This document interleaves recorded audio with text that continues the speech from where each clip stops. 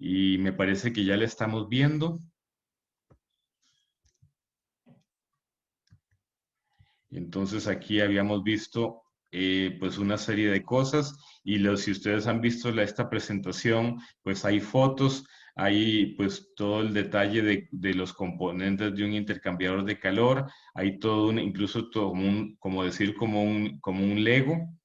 Uno puede armar diferentes tipos de intercambiadores de calor e incluso los intercambiadores de calor se designan por letras según esta tabla y yo puedo entonces armar diferentes tipos de intercambiadores. Y esto es una de las cosas que me parece que habíamos comentado en algún momento de los pasos que un intercambiador podría tener, dos pasos, que eso significa que uno de los fluidos, el que va por los tubos, primero va en una dirección y luego se devuelve, pero vean que podríamos tener 4 pasos, podríamos tener 6 pasos, 8 pasos, 10 pasos, los que queramos. Igual en el caso de la carcasa, podemos tener 1 paso, 2 pasos, etcétera, que significa cuántas veces se movió para un lado y para otro el fluido. Incluso, pues yo les enseñé como unas animaciones la clase pasada. Esa es otra cosa importante que forma parte del diseño de intercambiadores, que si se fijan, aquí hay como unas rayitas en estos dibujos. Estas rayitas que está aquí son unas placas que se llaman las mamparas. Es un nombre similar a en el caso de la agitación.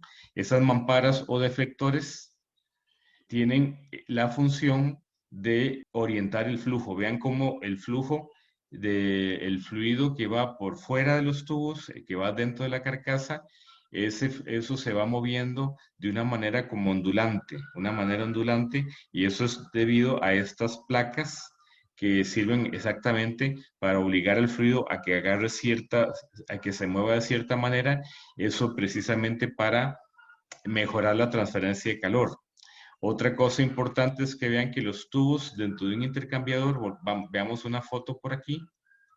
Aquí tenemos una foto. Entonces vemos donde estos tubos tienen un acomodo. Tienen, por ejemplo, podríamos decir en este momento, en estas fotos, que los tubos están acomodados en una forma triangular. Esa es una manera de acomodarlos, pero vean aquí que también podría ser en forma cuadrada. En forma cuadrada y además podríamos, si tuviéramos enfrente esos tubos, hacemos un corte de un intercambiador, pues podemos tener en diferentes posiciones o diferentes acomodos esos tubos. Y esto es una de las cosas que uno tiene que considerar, la distancia que hay entre los tubos, el acomodo, si es triangular o cuadrado, cosas así, para si uno quiere hacer ya cálculos más detallados de un intercambiador de calor. Aquí tenemos la animación. Este es un ejercicio interesante que les voy a preguntar. Hay un fluido que va por los tubos y un fluido que va por la carcasa, o sea, fuera de los tubos. Y vean que aquí hay varias opciones. Fluidos incrustantes, fluidos viscosos, fluidos con sólidos suspendidos, fluidos corrosivos, etcétera. Entonces, la pregunta es, ¿cuál va por los tubos y cuál va por la carcasa?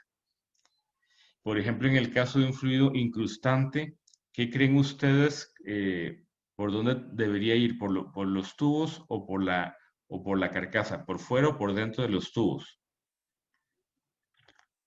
Y vean que vamos a ver que las respuestas tienen cierta lógica. De hecho, muchas de las respuestas, les cuento, hay muchos fluidos que van a ir por el lado de tubos. Y vamos a ver por qué. Es más, vamos a hacer clic aquí y debería aparecer en cuál lado va. Bueno, aquí aparece, dice los tubos y dice que es más fácil de limpiar. Si la incrustación es dentro de los tubos, yo puedo pasar algún tipo de cepillo o puedo pasar un producto químico y limpiar los tubos. Pero si es por fuera del tubo, o sea, adentro, pensemos entre los tubos y la carcasa, hay un espacio.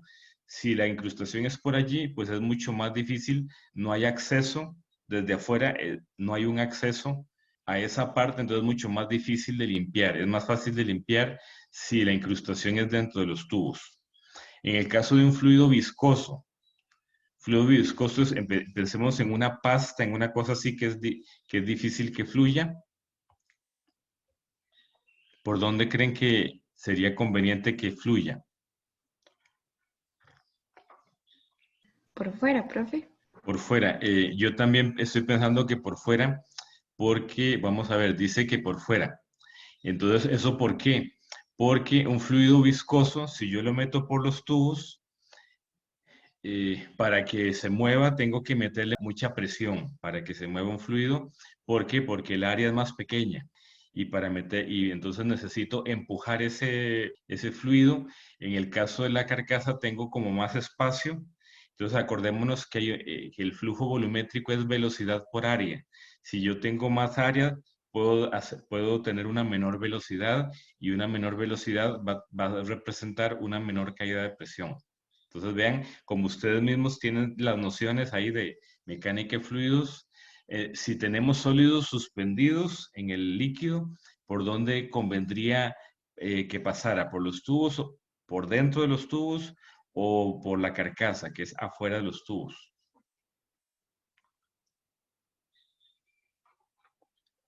Pensemos un poco como en el caso de las incrustaciones.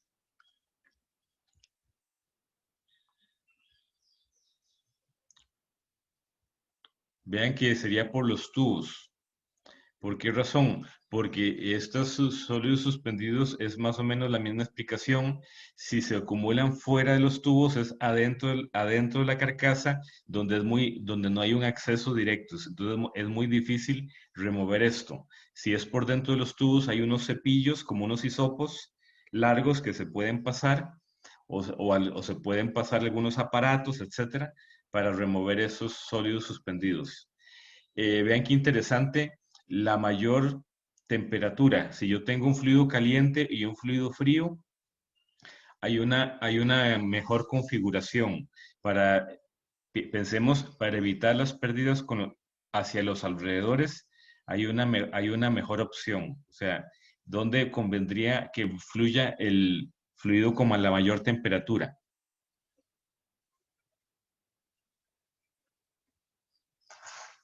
Pensemos en las pérdidas al exterior para reducirlas. ¿Cómo reducimos las pérdidas al exterior? Escogiendo que uno de los dos fluidos, el más caliente, vaya por algún lado, dentro de los tubos o fuera de los tubos, en la carcasa. Hay una mejor opción. Vamos a hacer clic. Vean que dice que en los tubos. eh, y hay una razón, aquí da razones de mecánica, digamos. Pero también hay una razón de que si el fluido más caliente va por dentro de los tubos, entonces el calor va de adentro hacia afuera y entonces el calor va a ir al fluido frío que está en la carcasa y entonces reducimos las pérdidas hacia el exterior. Entonces vean qué interesante. La presión más alta, el fluido con la presión más alta,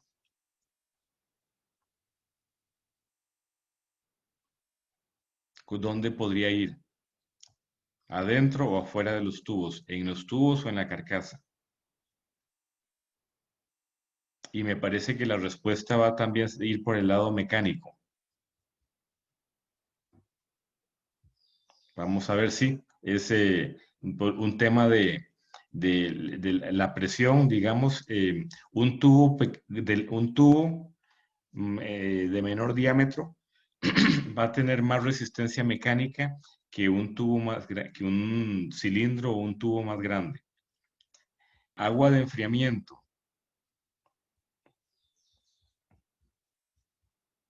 Por dónde pasaríamos el agua de enfriamiento? La carcasa, ¿no? La carcasa, vamos a ver, dice que por los tubos y dice más fácil de limpiar. ¿Por qué razón mencionan esto de que es más fácil de limpiar.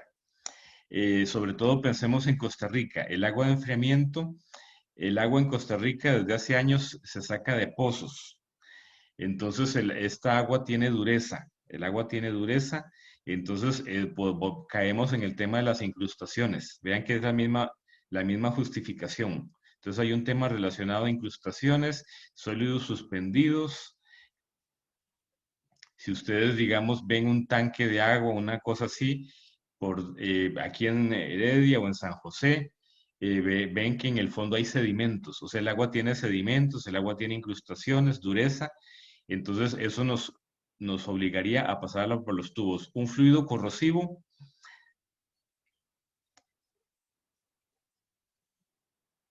¿por dónde sería conveniente que pase? ¿Por dentro o por fuera de los tubos? Yo creo que ya vamos viendo el razonamiento.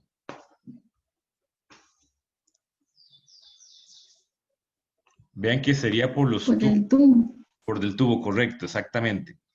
¿Por qué razón? Por el tema de que si se corroe el tubo, los tubos se pueden reemplazar. Vean qué interesante. Yo puedo reemplazar el tubo, eh, saco los tubos o incluso puedo reemplazar tubos individuales y dependiendo del intercambiador, si tiene muchos tubos, puedo clausurar tubos también. Yo puedo cerrar tubos y de alguna manera, pues evitar una fuga, evitar algún problema. O sea, con los tubos lo puedo resolver. En cambio, si se me corroe la carcasa, prácticamente tengo que cambiar todo el intercambiador.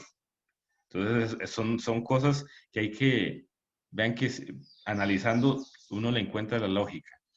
El fluido con el mayor flujo. Vamos a ir haciéndolo más rapidito. El flujo mayor, flujo volumétrico, pensemos, volvemos al tema de la ecuación de continuidad, velocidad por área. Entonces, si yo lo paso por la carcasa que tiene más espacio, es más grande, voy a tener menor velocidad y eso determina una menor caída de presión. Y un fluido condensante es el caso del vapor. Vean que en el caso de sí, los condensadores que son aparatos que utilizan vapor, vean que el vapor va a ir por la parte de afuera. Esto de alguna manera como que se contradice, vean qué interesante, con lo que viene aquí arriba que decía la mayor temperatura. Si es vapor, el vapor sería el de mayor temperatura. La justificación dice aquí que el drenaje, o sea, sacar el líquido que es mejor. Entonces, habría que decidir cuál de las dos justificaciones es mejor. Si la que dice aquí a más alta temperatura o la que dice aquí que drena mejor. Entonces, lo que sí les puedo decir es que la experiencia, o sea, en la práctica, los aparatos que usan vapor lo van a usar en la carcasa. ¿Y cómo sabemos eso? Porque aquí vamos a ver, aquí arriba vemos un intercambiador que se llama AKT. Me parece, lo estamos viendo. Sí, profe. Este que dice AKT, este tiene como un espacio adicional, la carcasa tiene una forma particular, tiene como un espacio vacío. Lo podemos percibir igual estoy describiendo el dibujo que está a la derecha, pero también en el dibujo que está a la izquierda podemos ver que la forma es diferente, no es un simple cilindro, sino que tiene como una expansión. ¿Por qué es esa expansión? ¿Por qué creen que necesita esa expansión?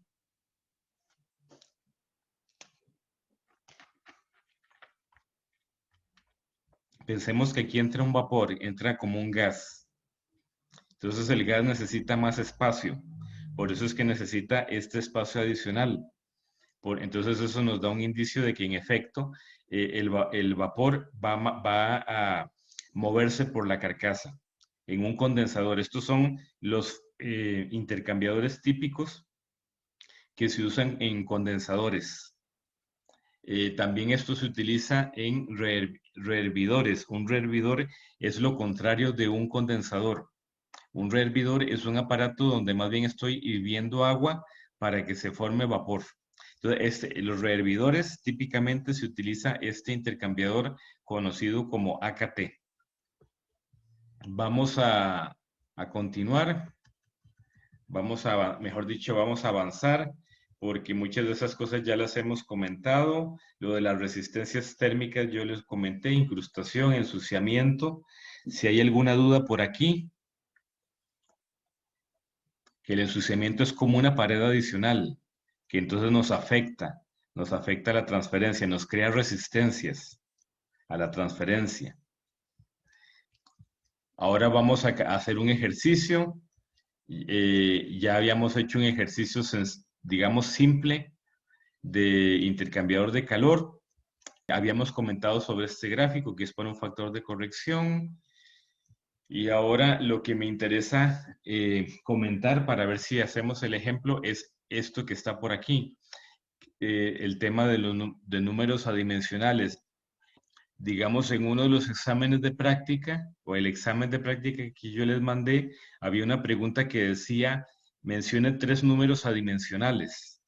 Una compañera del grupo me decía, profesor, ¿cómo se responde esa pregunta? Yo les decía, bueno, ustedes en este momento podrían decir un número adimensional. De los que estamos viendo acá, números adimensionales son combinaciones de variables que digamos, en donde se cancelan todas las dimensiones. Y son muy importantes porque en general las leyes físicas, las leyes naturales, si están bien planteadas o si seguimos ciertos procedimientos para obtenerlas, los resultados se obtienen en forma adimensional. Y además, si yo trabajo con números adimensionales, puedo agarrar un montón de experimentos con diferentes condiciones de las variables y puedo hacer que todo caiga en una sola curva o en unas pocas curvas. Entonces es una técnica muy importante trabajar con números adimensionales.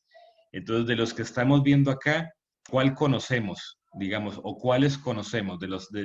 Aquí hay 6 números adimensionales y hay por lo menos 2 que ustedes conocen. Los de Reynolds. El Exactamente. Reynolds. Exactamente, eso es lo que le decía a la compañera que me hizo la consulta. Ustedes conocen en este momento el número de Reynolds, que es el número que vimos en mecánica de fluidos, pero que aparece por todo lado. Y resulta que, entonces, la combinación, estas combinaciones las conocemos y es muy importante, pues, conocer significa que incluso que yo me sepa esas fórmulas, que me las memorice. Entonces vean que hay unos números adimensionales, por decirlo así, nuevos, que nos interesa conocer. Vean que si yo agarro el H, que es el coeficiente de transferencia de convección de calor, lo multiplico por el diámetro, si es una tubería es el diámetro, pero hay otras situaciones, placa plana, etcétera, donde podría ser otra variable, entonces se podría hablar de una longitud característica, pero vamos a decir nosotros que es el diámetro, y lo dividimos entre la conductividad térmica, y esa combinación es adimensional, y esa combinación es muy importante, se llama el número de Nusselt. El número de Nusselt, y otra combinación importante para nosotros va a ser el calor específico, que es este Cp, calor específico, multiplicado por viscosidad y dividido entre la conductividad térmica. Resulta que esto también es adimensional y se conoce como el número de Prandtl. El número de Prandtl, y eso también va a ser un número importante. Y entonces, ¿qué tienen de importante estos números? El Nusselt, el Prandtl, el Reynolds. Pues vean ustedes lo que está aquí al inicio, que en transferencia de calor, vamos a ver un ejemplo. Vean, esto es lo que se llama una correlación. Una correlación de transferencia de calor. Aquí tenemos unas correlaciones de transferencia de calor. ¿Y para qué sirven estas ecuaciones? ¿Para qué sirven estas correlaciones? Correlaciones significa que yo agarré datos experimentales y los grafiqué y pues verifiqué que caen en una curva, que hay una relación entre esas dos variables. ¿Para qué sirven estas correlaciones? Estas correlaciones sirven para algo muy importante, que es para obtener el coeficiente de transferencia de calor, el H. Coeficiente de transferencia de calor de convección, nosotros lo vamos a ocupar para el diseño de intercambiadores Y entonces viene la pregunta, ¿de dónde sacamos esos coeficientes? Bueno, la primera respuesta sería por medio de experimentos, o sea, habría que hacer experimentos, pero esos experimentos ya hay gente que ha hecho, pues muchos experimentos se han hecho para determinar esos coeficientes de transferencia de calor, el H, y vean que hay diferentes posibilidades. Puedo tener una pared plana, o sea, o una placa plana. Puedo tener un cilindro, que es el caso de los tubos de un intercambiador de calor, y puede ser por fuera del cilindro, y por dentro del cilindro. Ujú. Y dentro de eso de los cilindros podríamos tener lo que se llama un banco de tubos, que es cuando tengo muchos cilindros acomodados, como en el caso del intercambiador de calor, que tengo varios cilindros en una configuración cuadrada, en una configuración triangular, pues eso también se ha estudiado, como es el coeficiente H para bancos de tubos. También están una esfera, digamos, sobre todo por fuera. Entonces, imaginémonos las esferas de gas en recope, que son unos tanques de almacenamiento con forma esférica. Ustedes pasan por Limón y pueden ver esos tanques. Bueno, el aire, el aire que se mueve, hay un fenómeno de transferencia de calor, por ejemplo, pérdidas de calor en esas esferas, y si yo quiero modelizarlas, pues yo necesitaría un H para una esfera. Vean que también aquí podríamos hablar de horizontal o vertical. O sea, puedo tener placa plana horizontal o placa plana vertical, tubos horizontales, tubos verticales. Vamos a ver. ¿Y qué más podemos tener? Podemos tener flujo laminar y flujo turbulento. Entonces, correlaciones hay muchas. Vean que yo cuando tengo un problema de transferencia de calor, yo tengo que preguntarme estas cosas, si es pared o placa plana, si es cilindro, si es por fuera o por dentro del cilindro, si es banco de tubos, si es una esfera, si es horizontal o vertical, si es laminar o turbulento, y dependiendo de las respuestas va a haber una correlación. En los libros de transferencia de calor ya están ahí las correlaciones, aunque esto se sigue investigando. Hay muchas correlaciones de transferencia de calor.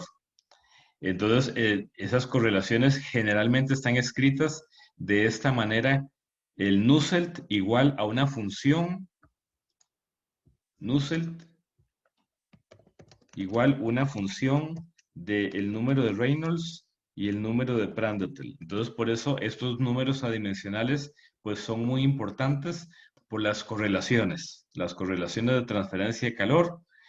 Y hay correlaciones, por ejemplo, para tanques agitados, hay correlaciones para chaquetas de calentamiento.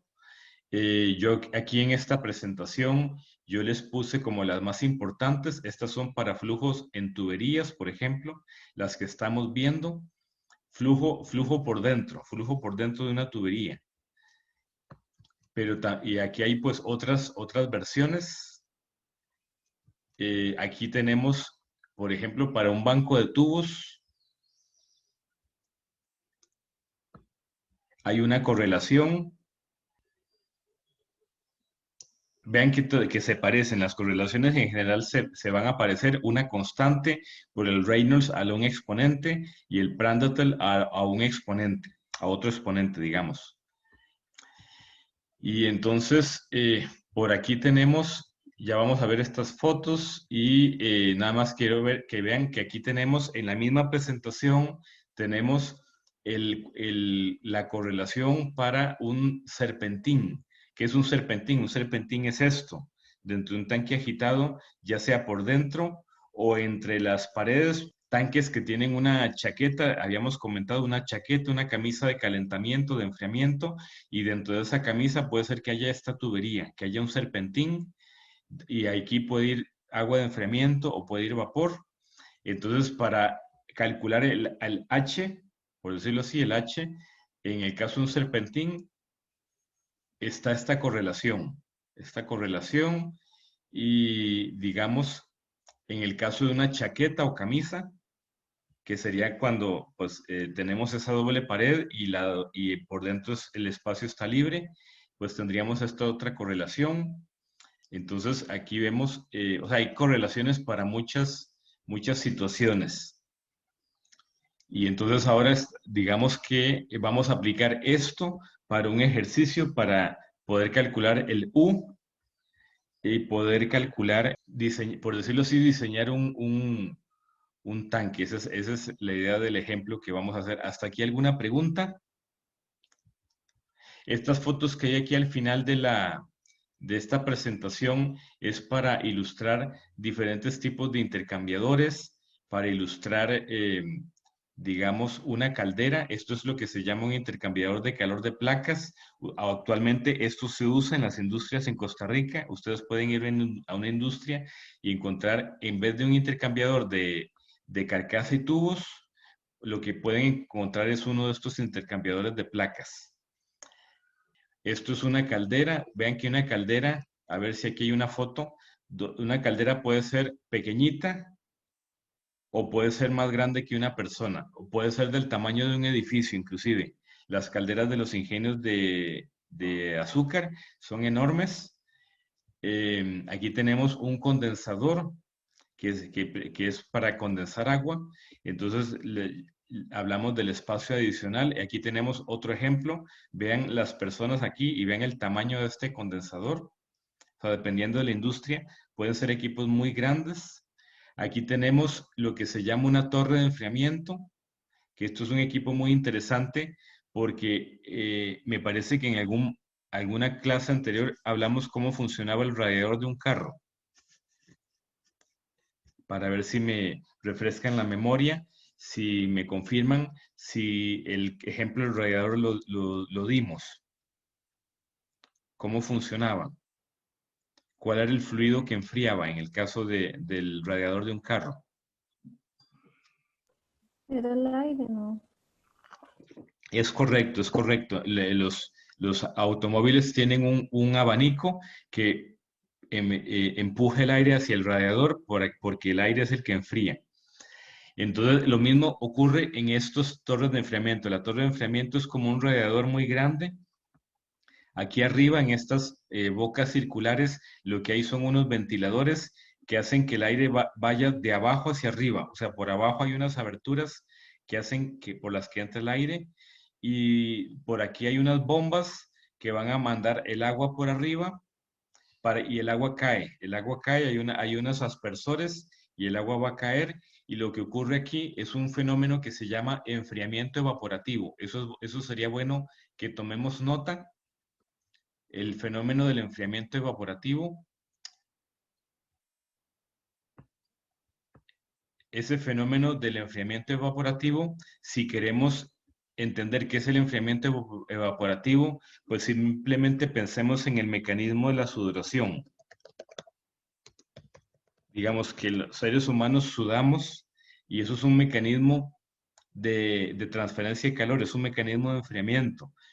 Entender por qué en sí qué es el fenómeno de la sudoración. No sé si alguno de ustedes que haya investigado o que le hayan comentado pues sobre este fenómeno de la sudoración, por qué se enfría el cuerpo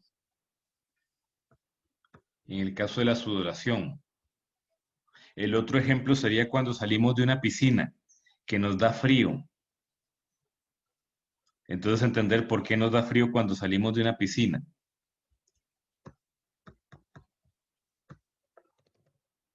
Entonces, ¿qué es lo que está pasando en los dos casos? Que el agua, en el caso de la sudoración, el cuerpo expulsa agua por la piel y entonces esa agua se evapora.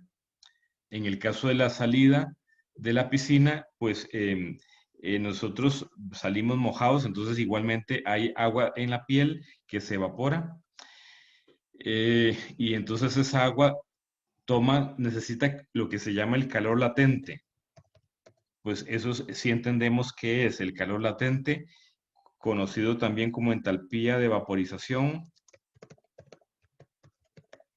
el calor relacionado con un cambio de fase o el cambio de entalpía. Si queremos ser más precisos, cambio de entalpía por un cambio de fase.